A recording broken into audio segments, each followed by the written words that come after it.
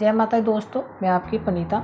जैसे मैंने आपसे पहले जो दुर्गा का जो आपसे शेयर किया उसमें जो लास्ट वाला थोड़ा सा वो रहता है, तो मैं अब आपसे शेयर कर रही हूँ कि जैसे कि ये नवरात्रे चल रहे हैं तो इसमें हमें दुर्गा का पढ़ना कितना ज़्यादा जरूरी होता है। इसका बहुत महत्व है हमारी लाइफ में।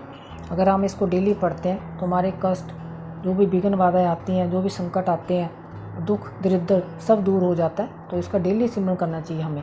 तो स्रोतों तो मैंने आप सबसे शेयर कर दिया।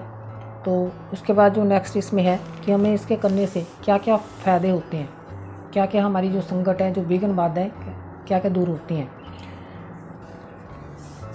तो उससे आगे मैं शेयर कर रही हूँ आपसे। यदि अपने शरीर का भला चाहे तो मनुष्य बिना कब्ज के कहीं पग भी न जाए, कब्ज का पाठ करके ही जाता करे। कब्ज के द्वारा सब उससे सक्षम उसे जहाँ जहाँ भी जाता है वहाँ उसे धन लाभ होता है, तथा पूर्ण कामनाओं की सिद्धि करने वाले विजय की प्राप्ति होती है। वह जिस अमिष्ट वस्तु का चिंतन करता है उसको निश्चय ही प्राप्त कर लेता है। वह पुरुष इस पृथ्वी पर तुलना नहीं तो महान ऐश्वर्य का भागी होता है। कब्ज से सक्षम मनुष्य निर्भय हो जाता है, युद्ध में उसकी पराजय नहीं होती तथा तीनों लोकों में पूजनीय होता है। देवी या कब देवताओं के लिए भी दुर्लभ है।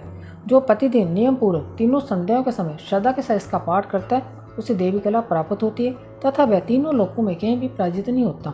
इतना नहीं, वह अपमृत्यु से 100 से अधिक वर्षों तक जीवित रहता है। मकड़ी के कोढ़ आदि की संपूर्ण व्याधियां नष्ट हो जाती हैं। कनेर, बांग, अफीम, धतूरे आदि के चितावर विष, सांप और बिच्छू आदि काटने से चढ़ा हुआ चंगम विष तथा फेन और तेल के संजोग आदि से बनने वाला कृत्रिम विष, जिस सभी प्रकार के विष दूर हो जाते हैं, उनका कोई असर नहीं होता। इस पृथ्वी पर मारन मोहन आदि जितने उपचार प्रयोग होते हैं, इस प्रकार के जितने मंत्र जंत्र होते हैं, वे सब इस कब्ज को हृदय में धारण कर लेने पर उस मनुष्य को देखते ही नष्ट हो जाते हैं। यही नहीं, पृथ्वी पर चलने वाले ग्राम देवता, आकाशचारी, देवशेष, जल के संबंध से प्रकट होने वाले गण, उपदेश मात्र स्थित होने वाले निम्न कोटि के देवता, अपने जन्म के साथ प्रकट होने वाले देवता, कुल देवता, माला, कंठमाला आदि, डाकनी, शाकनी, अंतरिक्ष में विचरने वाली अंतन भ्रमंती भयानक डाकनियाँ, ग्रह, भूत, पिचास, यक्ष, गंधर्व, राक्षस, ब्रह्मराश, बेताल, कौशमंड और भैरव आदि निष्कार देवता भी हृदय में कब्जदान के रहने पर उस मनुष्य को देखते ही भाग जाते हैं। कब्जदारी पुरुष को राजा से समान विद्धि प्राप्त होती है। ये कब्ज मनुष्य के तेज की वृद्धि करने वाला और उत्तम है। कब्ज का पाठ करने वाला पुरुष अपनी कीर्ति से विभूषित भूतल पर अपने सुयश के साथ साथ विद्धि को प्राप्त होता है। जो पहले कब्ज का पाठ करके उसके बाद सप्तशती चंडी का पाठ करता है, उसकी जब तक वन पर्वत और कानूनों सहित जो पृथ्वी टिकी रहती है, तब तक यहाँ पुत्र पौत्र आदि संतान परंपरा बनी रहती है। वेदेकांत होने पर वह पुरुष भगवती महामाया के प्रसाद से उस नित्य परम पद को प्राप्त होता है, जो देवताओं के लिए भी दुर्लभ है। वह सुंदर दिव्य रूप धारण करता है और कल्याण में शिव के साथ आनंद का भागी होता है। सर्वमंगल मांगल्ये शिवे सर्वार्थ साधके, शरण्येतरम के गौरी नारायणी नमस्तुते। शरणागत दीनाथ परित्राण परायणे, सर्वस्वती हरे देवी नारायणी नमस्तुते। जयंती मंगला काली व्रतकाली कपालिनी, दुर्गा क्षमा शिवा दात्री स्वास्वदा नमस्तुते।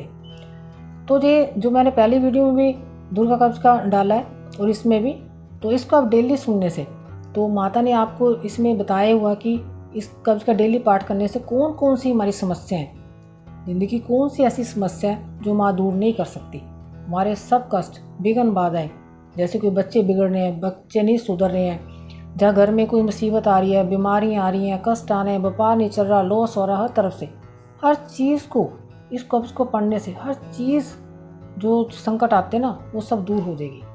आपके सब विघ्न बाधा, कष्ट, तकलीफ, जो भी रोग हैं, सब दूर हो जाएंगे और माँ हम पे प्रसन्न होगी।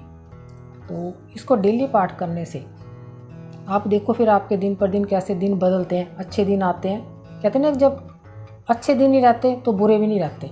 तो इस करके हमें मन में विश्वास करके, क्योंकि मुसीबतें तो बहुत आती हैं, हर किसी पे आती हैं, ऐसे नहीं कि हमारे पे नहीं आई कि हमें आपको लग रहा हो कि मैं शायद ठीक हूँ। हर किसी में मुसीबतें आती हैं, लेकिन मुसीबतों से निकलना, बाहर निकलना कोई आसान बात नहीं होती। लेकिन वो भगवान हमारे जब साथ होते हैं ना, जब हम उनका हाथ पकड़ते हैं, हम तो शायद पकड़े छोड़ भी दें, पर जब भगवान हमारा हाथ पकड़ते हैं ना, फिर कोई कुछ हमारा कुछ नहीं बिगाड़ सकता। तो हमें भगवान के ऊपर विश्वास रख के, माता रानी पर विश्वास रख के इस स्तोत्र का डेली आप पाठ करो। फिर देखो आपके घर में कैसे खुशहाली, सुख समृद्धि आती है, खुशियाँ आती हैं, आपके बच्चे काम जोते हैं, आपका व्यापार चलता है, बच्चों को रोजगार अच्छा मिलता है, बच्चे दिन दुगनी रात चौगनी तरक्की करते हैं। तो चारों तरफ खुशियाँ ही छाई रहती हैं। धार्मिक कार्य होते हैं हमारे घर में, जैसे कहते हैं ना, लोग जगराते कराते हैं माता रानी के, कोई कीर्तन कराता है, कोई चौकी कराता है, जो बहुत शुभ होता है।